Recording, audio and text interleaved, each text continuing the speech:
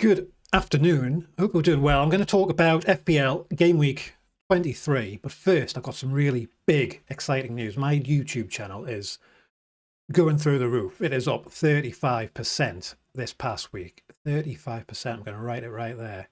As I've increased from, let me check the stats, 20 subscribers to 27 subscribers. So if I have a week-on-week increase of 35%, by September, I'll be the biggest FPL YouTube channel. Pretty good. And by the end of the year, I'm going to have 65 million subscribers. So that is something to look forward to. What do you mean me numbers are wrong? My methodology is flawed? Well, we'll just see. Just come back in December and see where I'm at. Anyway, FPL, Game Week 23. Let's have a look at the chart. Get it up. At the risk of stating the absolute obvious, Liverpool have the best fixture of the game week. Home to Ipswich Town. I think Salah's the best captaincy, don't you? We don't need to chat too much about captaincy this game week. If you want an absolute YOLO play, maybe Isak, maybe Son. But come on. That's a terrible arrow. Liverpool have a double game week next week, 24. So you might as well have triple Liverpool right now for this fixture. Let's talk about Liverpool players, shall we? I mean, everyone has got Salah, should have Salah. Everyone is going to have Trent. Who is the third man? If you're a fan of WCW in the 1990s, who is the third man? Bit of a niche joke that, sorry.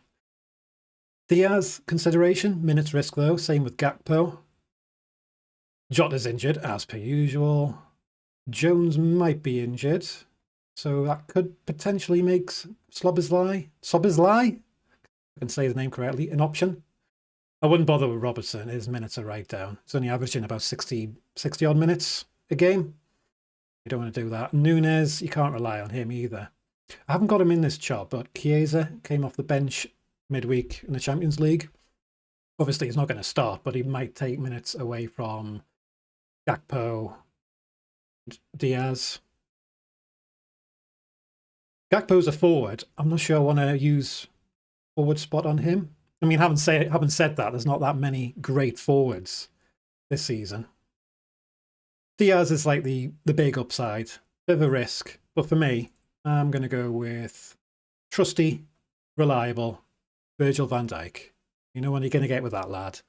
90 minutes, 3 game weeks in the next 3 clean sheets in the next 2 game weeks, coming right up. And if you didn't know, Everton have a double game week as well. Are you getting any players in from Everton? I have. I've already done it. I mean, looking at the stats, I mean, Pickford's non-pen XG is terrible, isn't it? And he's never going to get an assist either, is he? Ashley Young would not bother. Dwight McNeil, if he was fit, he's a consideration for a cheap midfielder, but he hasn't played since game week 14, I think. Rules him out. Some people are talking about this chap here, but his underlying numbers, non-pen XG, terrible. XA, even worse. Wouldn't bother with him. I wouldn't bother with a defender because I don't expect them to keep a clean sheet, and it's a total waste of a free transfer bringing in an Everton defender. So that leaves, do you hear that, as a bandwagon foreman, Dominic Calvert-Lewin. I'll tell you how stubborn I am. I had him in earlier this season, and I vowed never to have him back in my team ever again. Now they've got a double game week and I've got him back in. I mean, just look at him. Look at him right there. Look, he's got the eye of the tiger. He's got dragon blood running through his veins. He's going to leap like a salmon, hat-trick of headers, any other animal-related metaphors. Get him in your team. He's cheap as chips as well, for a good reason. But with a double game week and a lack of other forwards, Calvert-Lewin, I am recommending him. It might look like a crazy decision. He did score a goal last week. He could do it again. I'm going to keep the faith. Speaking of forwards, Solanke got himself injured. Who to have up front? Everyone's got Isak. Haaland, way too expensive. And Man City have got some hard fixtures coming up. Would not bother. Chris Wood, I spoke about him before. He's got 14 goals on about 8 XG. Massive overperformance. You just look at how many shots he's having a game. 2 shots a game on average. Non-pen XG is kind of average as well. You don't expect him to get an assist unless it's well, he's got 2 FPL assists, but it must be where he's had a shot and the keeper's saved it and somebody's tapped it in. But yeah, and plus with the fixtures Forest have got coming up, would not recommend getting Wood in. Wouldn't bother with Cunha either. He might get a transfer, and if he doesn't, he looks like he's going to just mope about for Wolves until the end of the season. Quite like Nick Jackson. Bit pricey though, 7.9. I do like him though. Non-pen XG, 0.61. That's pretty good. Pretty great.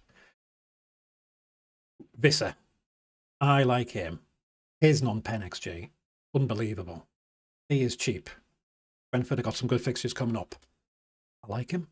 I do like him. I spoke about Raul Jimenez last week. He just doesn't get the minutes. Gets taken off early every game. Mateta, I like him as well. So the considerations are, I've brought in Calvert-Lewin. Shows you how stubborn I am. I've got Isaac, and I'm probably going to bring in Visser and just hope he doesn't get transferred in January. Because if Visser goes to Forest, you can have Visser and Wood competing for minutes up front, which would make neither an option. I'm going to bring in Visser and just hope he doesn't get transferred. Bring up his numbers here. You can see minutes pretty secure. 78 minutes a game over the course of the season. There's non-pen XG right here, pretty good. Yeah, and for the money you're paying, 6.2. I don't think you can go wrong with him. I'm going to talk about midfielders next. There's sort of not that many midfielders that really, really stand out. Odegaard is in he's in some poor form, isn't he, really? I've like half jokes that he's got a newborn baby. I think his kid was born the 1st of December.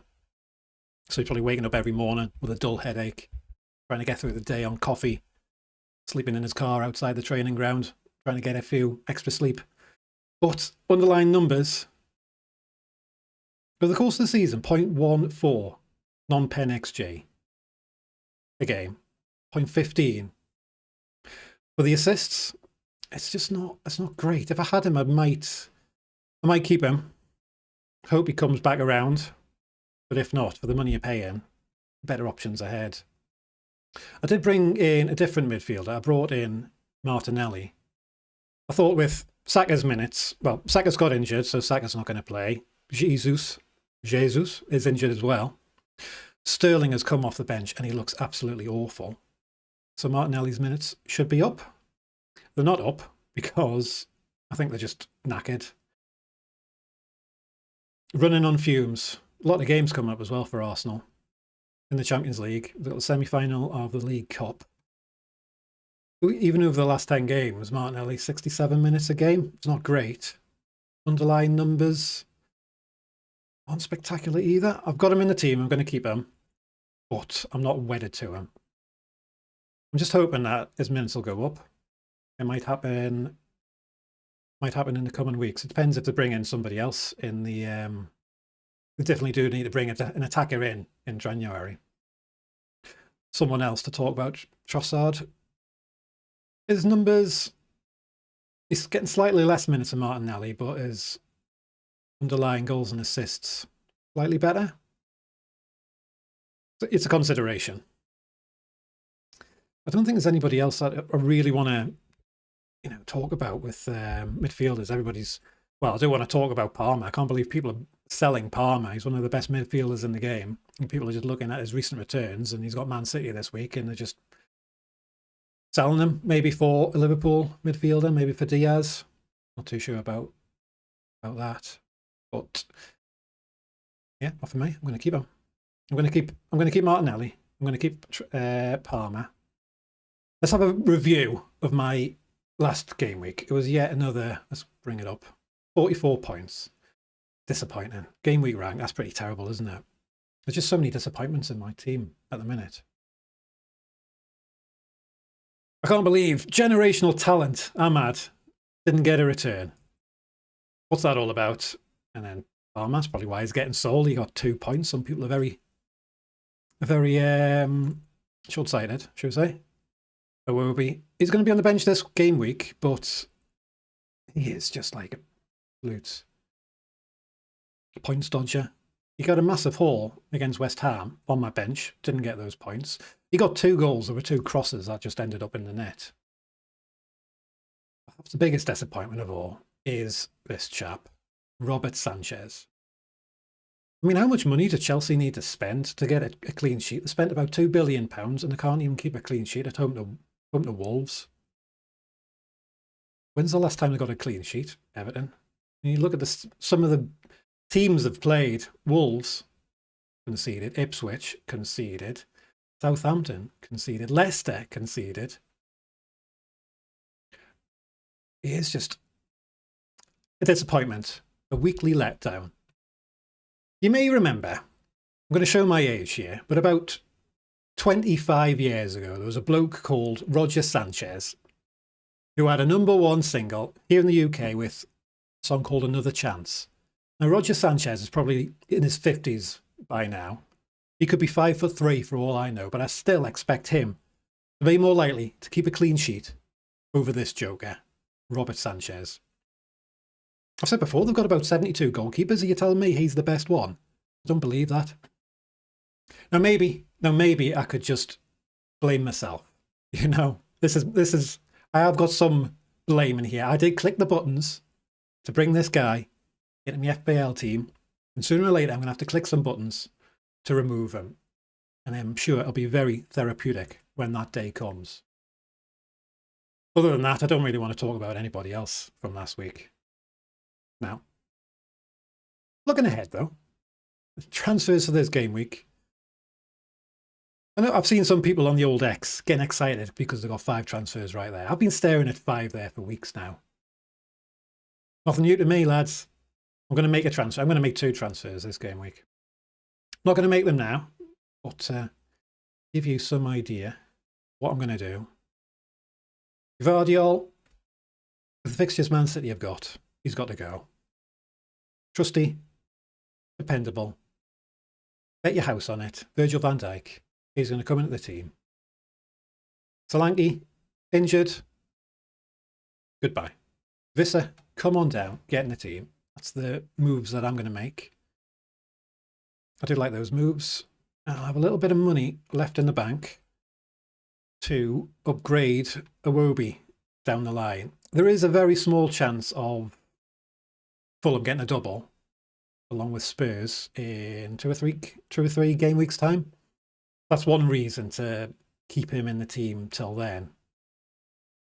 If not, I'm going to have to upgrade him. Not going to make the transfers now, obviously, but if I have a look at my team, this is the way it looks. After slagging off Sanchez, I can't have him in goal for this week, so that disappointment go on the bench. And the letdown this week will be from Flecken.